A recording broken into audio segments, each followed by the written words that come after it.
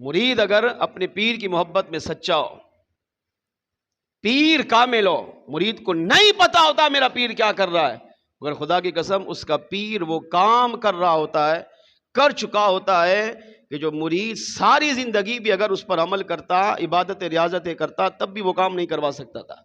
اس بات کو اس روایت سے سمجھیے۔ غوث پاک رضی اللہ تعالیٰ عنہ کی بارگاہ میں ایک شخص آیا، آپ سے محبت کرتا تھا، تو دوڑے دوڑے آپ کے پاس آیا۔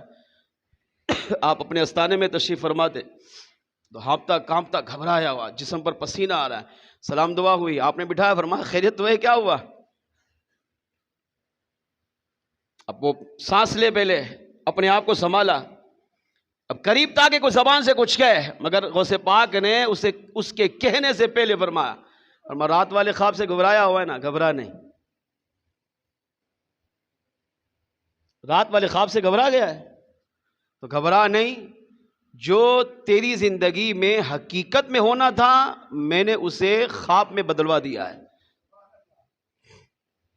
آج شیطان یہ وسوسہ دیتا ہے، تم یہاں سے سلام پڑھو، نبی تک کیسے پہنچے گا؟ تم یہاں یا علی مشکل کشا کہو، ان کو کیسے پتا چلے گا؟ تم یہاں یا صدیق یا عمر یا عثمان یا علی پکارو، ان کو کیسے پتا چلے گا؟ علیہم رضوان۔ تم یہاں مولا مشکل کشا کو پکارو، وہ کربلا میں، انہیں کیسے پتا چلے گا؟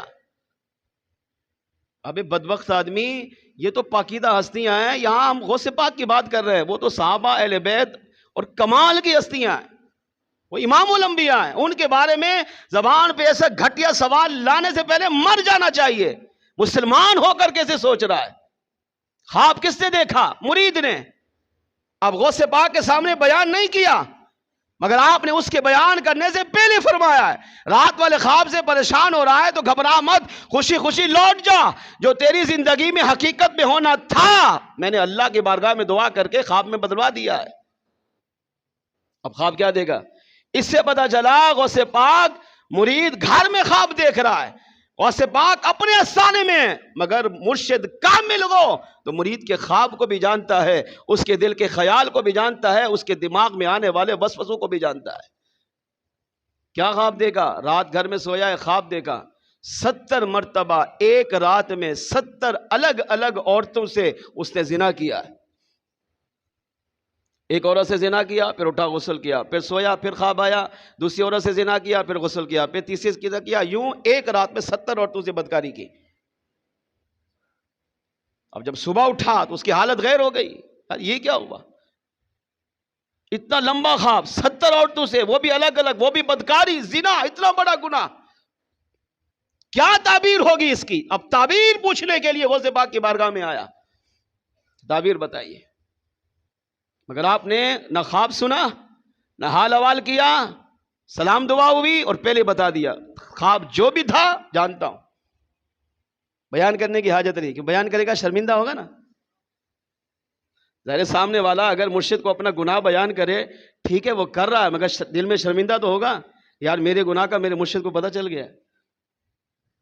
اگرچہ مرشد جانتا ہے مگر بیان کرنے میں جھجک، بیان کرنے میں ڈر، بیان کرنے میں ادب احترام کا بھی تو لحاظ ہوتا ہے۔ خواب بیان نہیں کرنے دیا، فرمایا جو دیکھا ڈر نہیں، جا حل ہو چکا ہے، تیری تقدیر میں لکھا تھا، میں نے دیکھا 70 مرتبہ زندگی میں یہ بدکاری کرے گا، زنا کرے گا۔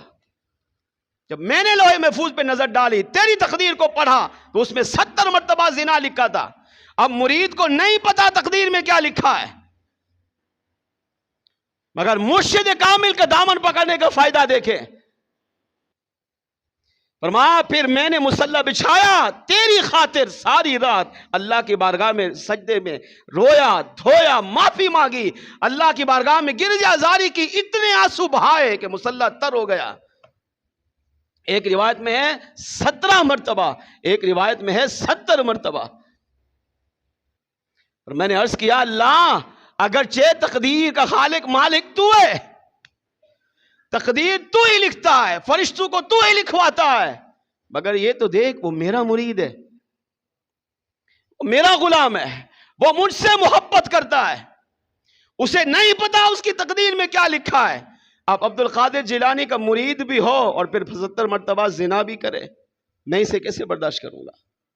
تیری خاطر رویا، گریہ زاری کی، گڑ گڑایا، یہاں تک کہ تہجد کا وقت ہوا تو اللہ کریم کی طرف سے پیغام ملا کہ پیارے عبد القادر میرے بندے امام الاولیاء سر اٹھائیے، ہم نے آپ کی دعا کی برکت سے آپ کے اس مرید کی حقیقت کو خواب میں تبدیل فرما دیا ہے۔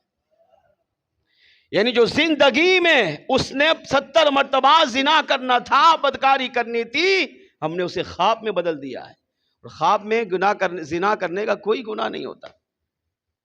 خواب میں انسان خواب جو بھی دیکھ رہا ہے کبھی شیطان کی طرف سے ہوتا ہے، کبھی نفس بدکار کی طرف سے ہوتا ہے، انسان کو خبر ہی نہیں ہوتی۔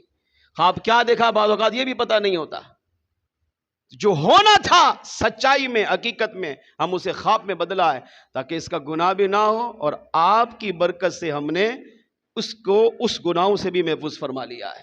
اس سے کیا عقیدہ ملا کہ اگر مرشد سچا ہو، مرشد کامل ہو، اور مرید کی بھی دیکھیں عقیدت پکی ہو۔ دیکھو خواب دیکھا نا، دوڑا مرشد کے پاس، حضرت حل بتائیے۔ ایمان تھا اس کا کہ مرشد جو کہے گا میں اس پر عمل کروں گا۔ اسی طرح ہماری تقدیر میں کیا لکھا ہے؟ ایمان پر جینا لکھا ہے، ایمان پر مرنا لکھا ہے، کفر پر خاتمہ لکھا ہے، معاذ اللہ نہیں پتا۔ مصیبتیں، پریشانیاں، تکالیف کتنی ہیں نہیں پتا، مگر اللہ والوں کو پتا ہوتا ہے۔ اللہ والوں کا دامن پکڑنے کا سب سے بڑا فائدہ یہ ہوتا ہے کہ تقدیر میں برائی لکھی ہو، اللہ کی بارگاہ میں یہ لوگ ہماری خاطر روتے ہیں، گڑ گڑاتے ہیں، گریہ زاری کرتے ہیں، اللہ کی بارگاہ میں رب کو مناتے ہیں۔ اور جو تقدیر بری لکھی ہوتی ہو، اللہ کے بارگاہ میں دعائیں کر کے رو دھو کر اس کو اچھائی میں تبدیل کروا دیتے ہیں۔ یہاں تک کہ سب سے بڑا فائدہ یہ کہ اگر مرید کا خاتمہ کفر پر لکھا ہو، یہ اللہ والے اللہ کی بارگاہ میں دعا کر اسے ایمان میں تبدیل کروا دیتے ہیں۔